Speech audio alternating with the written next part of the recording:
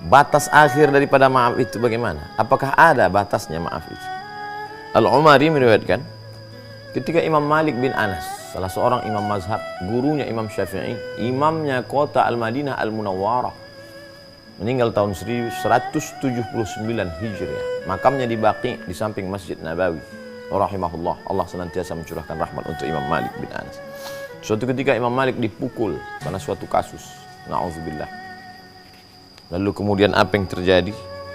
Imam Malik pingsan.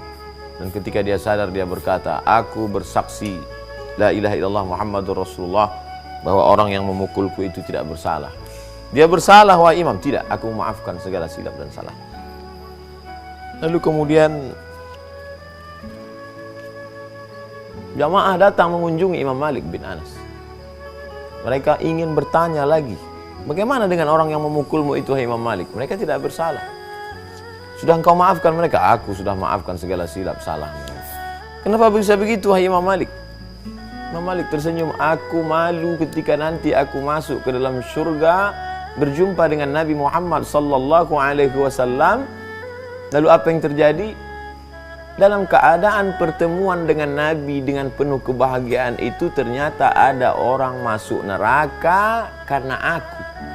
Mereka masuk neraka disebabkan aku. Masya Allah, sampai ke tingkat itu pemahaman Imam Malik. Beliau memaafkan orang bukan karena ingin masuk surga, amalnya sudah banyak. Beliau memaafkan orang bukan karena takut masuk neraka, karena beliau insya Allah dengan segala hadis-hadis yang diriwayatkannya dalam kitab Muwatta. Tapi beliau malu, betapa malu. Al-haya'u syu'batu minal iman. Malu adalah bagian daripada iman. Bukan malu karena mencuri, bukan malu karena sesuatu, tapi malu nanti ketika akan bertemu dengan Rasulullah sallallahu alaihi wasallam, saat menatap Nabi besar Muhammad sallallahu alaihi wasallam dalam keadaan terjaga yaqظah, dan pada saat itu ada orang yang masuk neraka disebabkan oleh kita. Oleh sebab itu dilepaskannya. Kata Imam Malik bin Anas, aku bukan orang pertama yang mengalami ini. Ada seorang ulama besar bernama Muhammad bin Al-Munkadir. Beliau juga pernah dipukul, teraniaya, sama seperti yang aku alami. Imam Rabi'ah ibn al-Musayyab juga pernah mengalami yang sama, juga dipukul, sama seperti aku. Sama. Tidak ada kebaikan bagi orang yang tidak pernah tersakiti dalam perkara ini. Tidak pernah ada kebaikan bagi seseorang yang tidak pernah tersakiti dalam perkara ini. Dalam dakwah ini, dalam amar ma'ruf nahi munkar, dalam mengajak orang berbuat baik, dalam menunjukkan yang hak itu hak, yang batil itu batil, tidak pernah ada kebaikan bagi orang itu kalau dia tidak pernah tersakiti. Bagaimana dengan Nabi Musa alaihi salam ketika menunjukkan kebenaran, tersakiti oleh Fir'aun? Bagaimana Nabi Isa alaihi salam ketika menunjukkan kebenaran, tersakiti? Bagaimana dengan Nabi Ibrahim alaihissalam ketika menunjukkan kebenaran, tersakiti? Ini adalah sunnah para nabi-nabi. Oleh sebab itu, wahai para da'i, wahai para penebar kebaikan, jika kau mendengar ada haters, ada bully, ada kata-kata kasar, caci maki, sumpah serapah, yang engkau alami itu belum ada apa-apanya bila dibandingkan dengan yang dialami oleh Al-Imam Malik bin Anas, Al-Imam Muhammad bin Al-Munkadir, Al-Imam Rabi' al-Musayyib, dan para nabi-nabi sebelumnya. Oleh sebab itu maka membaca kisah-kisah teladan orang-orang soleh di masa lalu membangkitkan kesabaran. Sesungguhnya sabar kita selama ini belum ada apa-apa. Selama ini kita berkata, oh aku sudah sabar, sabarku sudah habis, maaf. Begitulah hebatnya. Afa, ya'fu, afwan, ma'fu. Menghapus sampai tak berbekas sama sekali. Kalau masih ada dia, masih ada bekasnya.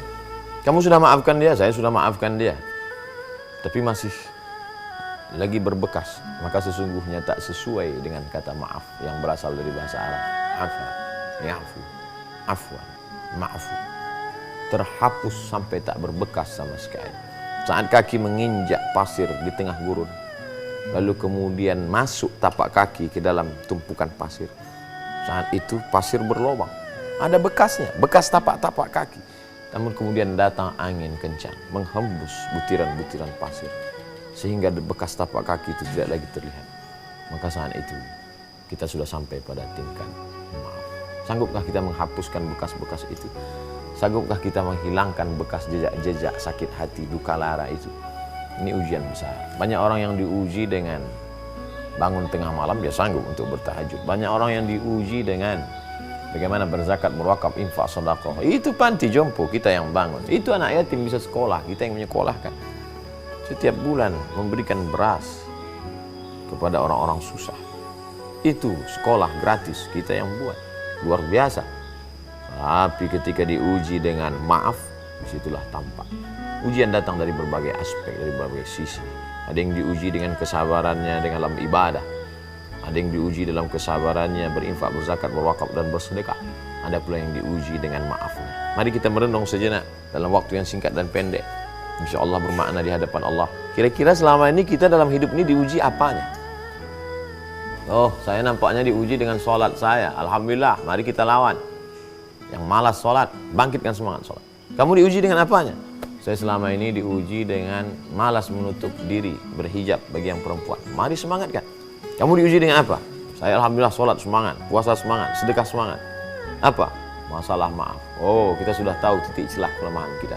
Kenali diri baik, beramal baik, berniat baik, berdoa baik. Allah akan berikan kebaikan-kebaikan. Apapun yang terjadi pada dirimu, sesungguhnya itu pernah terjadi pada ulama-ulama, para nabi sebelummu. Mari ikuti jejak langkah mereka. Sukses selalu dalam kehidupan. Allah selalu berikan keberkahan. Terima kasih. Wassalamualaikum warahmatullahi wabarakatuh.